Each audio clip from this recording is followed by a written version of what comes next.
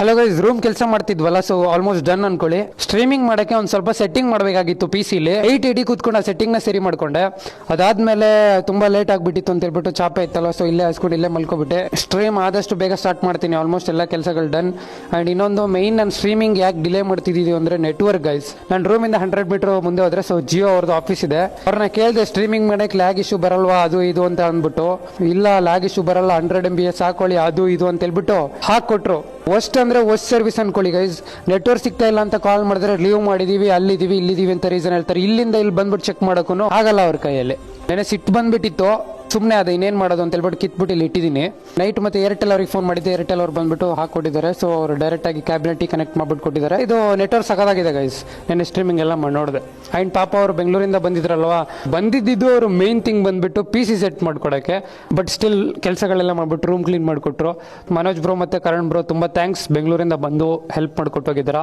So ನೀವಿಲ್ಲ ಅಂದ್ರೆ ಈ ರೂಮ್ದು look ಈ ತರ ಕಾಣ್ತಿರಲಿಲ್ಲ ಅನ್ಸುತ್ತೆ. ಅಂಡ್ ಇನ್ನೊಂದು ಥಿಂಗ್, ಮೇಲೆ ಏನಪ್ಪ ಇದು ಲೈನ್ ಲೈನ್ ಅಂತ ನೋಡ್ತಿರ್ಬೋದು ನೀವು. ಸೊ ಇದು ಬಂದ್ಬಿಟ್ಟು ಕಾಟನ್ ಹಾಕಿರೋದು. ಇಲ್ಲಿ ಒಂದು ಕಾಟ್ ಹಾಕ್ಸ್ಬೇಕು ಅಂತಿದ್ದೀನಿ. ಫುಲ್ ದುಡ್ಡಿಲ್ಲ ಗೈಸ್, ತುಂಬಾ ಕ್ರಿಟಿಕಲ್ ಸಿಚುವೇಶನ್ ಅಲ್ಲಿ ಇದ್ದೀನಿ.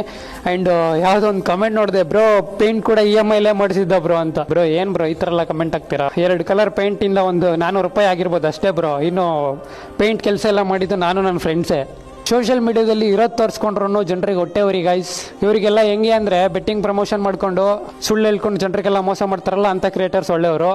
ನಾನು ರಿಯಲ್ ಲೈಫಲ್ಲಿ ಹೆಂಗಿದ್ದೀನಿ ಅದೇ ಥರ ಸೋಷಿಯಲ್ ಮೀಡಿಯಾದಲ್ಲಿ ತೋರಿಸ್ಕೊತೀನಿ ಅಷ್ಟೇ. ಮುಜುಗರ ಏನು ಮಾಡ್ಕೊಳ್ಳಲ್ಲ. ನನ್ನ ಹತ್ರ ಮನೆ ಇಲ್ಲ, ಎಸ್ಟೇಟಲ್ಲಿ ಇದ್ದೀನಿ, ಅದು ಇದು ಆಳು ಮುಳ್ಳು ಏನು ಮುಜುಗರ ಇಲ್ಲ. ಇರೋದನ್ನ ನಿಮ್ಮ ಹತ್ರ ತೋರಿಸ್ತೀನಿ. ಒಂದ್ಸರಿ ನಾನು ಪ್ರೊಫೈಲ್ನ ಕೆಳಗಡೆಯಿಂದ ಮೇಲವರೆಗೂ ಚೆಕ್ ಮಾಡಿದ್ರೆ ನಿಮ್ಗೆಲ್ಲ ಅರ್ಥ ಆಗ್ಬಿಡುತ್ತೆ ನಾನೇನು ಅಂತ. ಅದು ಬಿಟ್ಬಿಟ್ಟು EMI ಅಂತ ಹೇಳ್ತಿರಲ್ಲ. ಸೊ ನೀವೇನಾದ್ರೂ ಬಂದು ಕಟ್ಕೊಡ್ತೀರಾ ಹೇಳಿ?